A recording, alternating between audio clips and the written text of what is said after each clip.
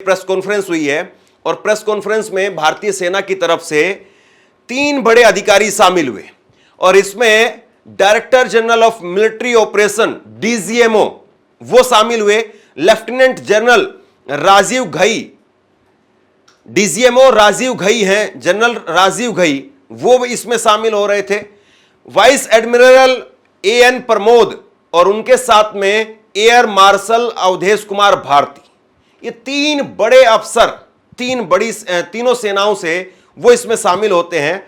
Lieutenant general Rajiv Ghai ने यानी DGMO साहब ने कहा कि आप सबको पता है कि पहलगाम अटैक में किस क्रूरता के साथ में 26 लोगों को मारा गया था और इसके बाद में भारतीय सेना ने पाकिस्तान और पीओके स्थित आतंकी ठिकानों को टारगेट किया, इसमें दुश्मनों को भारी नुकसान हुआ। अवधेश कुमार भारती ने कहा कि यह सीज फायर तुरंत मामलों को रोकने के लिए हुआ। 12 मई को हमने मीटिंग रखी थी ताकि बातचीत से इस संघर्ष विराम पर और बातचीत की जाए। आज रात को देखते हैं कि क्या होता है और फिर उसके बाद में देखा जाएगा। यानी मतलब कल संघर्ष विराम हुआ था, फिर उसके बाद में रात भर क्या हुआ हम सबको पता है, रात भर किस तरीके से पाकिस्तान की तरफ से उल्लंघन होता रहा सीज फायर का। अब यह कहा गया है सेना की तरफ से कि हम देखते हैं कि आज रात पाकिस्तान क्या करता है। अगर आज रात भी वही ढाक के 3 पात रहे तो फिर हम इस ऑपरेशन को जारी रखेंगे और अगर आज रात पाकिस्तान शांति बरतता है तो कल फिर 12 बजे 12 मई को बातचीत होगी और उस बातचीत में तय किया जाएगा कि किस तरीके से ये युद्ध विराम हो, कौन कौन सी शर्तों पर हो, फिर सारी बातें होंगी।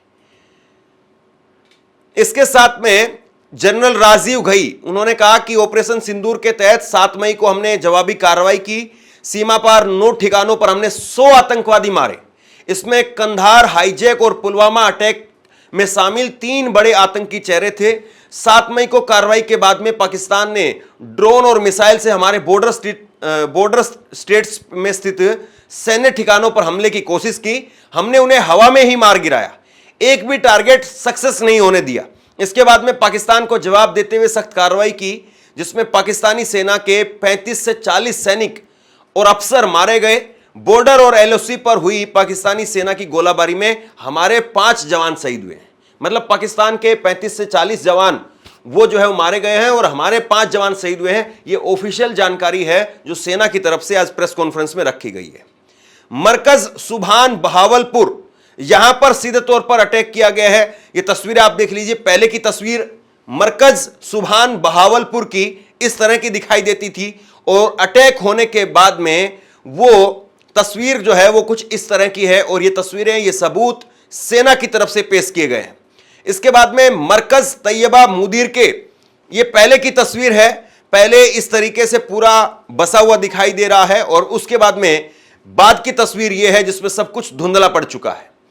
इसके बाद में रडार सिस्टम, उसको तबाह किया गया है। रडार सिस्टम की पहले की तस्वीर और उसके साथ में बाद की तस्वीर। रडार सिस्टम चुनियान में पहले की तस्वीर आप देखिए और बाद की तस्वीर आप देखिए। तो सेना की तरफ से साफ कहा गया है कि हम बिल्कुल भी पीछे कदम नहीं हटा रहे हैं। अगर वहां से गोली चलाई जाएगी तो हम गोले से जवाब देंगे, यह आज कहा गया। हमारे जवान 5 जवान शहीद हुए हैं, यह भी कहा गया और हमने उनके 35 से 40 जवानों को मार गिराया है, यह भी कहा गया इस कार्रवाई में। और उसके साथ साथ 100 आतंकी, ये एक बड़ी सफलता वो बता रहे हैं कि 100 आतंकी। लेकिन अभी भी देश भर में लोगों के दिमाग में एक सवाल यही है कि अगर इतनी सफलता मिल रही थी तो अभी ये ऑपरेशन क्यों रोका गया? क्या सारे आतंकियों को खत्म कर दिया गया है? क्या यही वो 100 आतंकी थे जिसकी तलाश थी हमें? क्या फिर अभी और भी आतंकी पाकिस्तान में बाकी हैं? ये बड़े सवाल हैं जिसको लेकर के लोगों के दिमाग में अभी भी बहुत सारी बातें चल रही हैं। और यहां पर एयर मार्शल भारती ने बताया कि जम्मू, उधमपुर, पठानकोट, नाल, डलहौजी, फलोदी में उन्होंने हमला करने की कोशिश की। हम लोग तैयार थे और हमारे एयर डिफेंस सिस्टम ने उनके हमले को तबाह कर दिया, उनको नष्ट कर दिया। हमारी जमीन पर पहुंचने से पहले ही हमने हवा में ही उनको वहां पर खत्म कर दिया। उनके लगातार एयरबेस पर, पोस्ट पर हमने जवाबी हमला किया और कई एयरबेस हमने तबाह कर दिए। आगे इसमें कहा है कि हमने उनके airbase command system, military airbase को हमला किया। चकलाला में रफीक रहयार खान वहां पर हमला किया और उन्होंने कहा कि आक्रामकता को कभी माफ नहीं किया जाएगा। हमारे पास में उनकी हर बेस को, हर सिस्टम को निशाना बनाने की क्षमता है। हम चाहते हैं कि हमारे शत्रु आगे तनाव बढ़ाने की कोशिश ना करें। तो आज एक लंबी चौड़ी प्रेस कॉन्फ्रेंस हुई है और इस प्रेस कॉन्फ्रेंस में सेना ने बताया कि किस तरीके से उन्होंने निस्ते नाबूद कर दिया। अब सवाल यही है कि आज की रात क्या होता है और उसके बाद में कल जब बैठक होगी तो बैठक में क्या कुछ निकल करके सामने आता है। बहरहाल देख लीजिए चेहरों को किस तरीके से काम किया जा रहा है। सरकार से सवाल पूछने की इन अंधभक्तों की हिम्मत नहीं है। मोदी जी से सवाल करने की इन अंधभक्तों की हिम्मत नहीं है। ये तो शुक्र मनाइए आप कि कर्नल सोफिया कुरैशी और व्योमिका सिंह, विंग कमांडर व्योमिका सिंह, उनको कुछ नहीं कहा, वरना ये लोग तो पता नहीं कर्नल सोफिया कुरैशी को मुसलमान होने की वजह से कह सकते थे या कुछ भी कह देते। मैं अपने मुंह से अपने वो अल्फाज नहीं कहना चाह रहा। ये लोग उनको भी पता नहीं क्या कह सकते थे, या उनकी फोटो को एडिट करके पता नहीं कुछ भी नंग धड़ंग पता नहीं क्या बना दे। सरकार को सख्त एक्शन लेना चाहिए।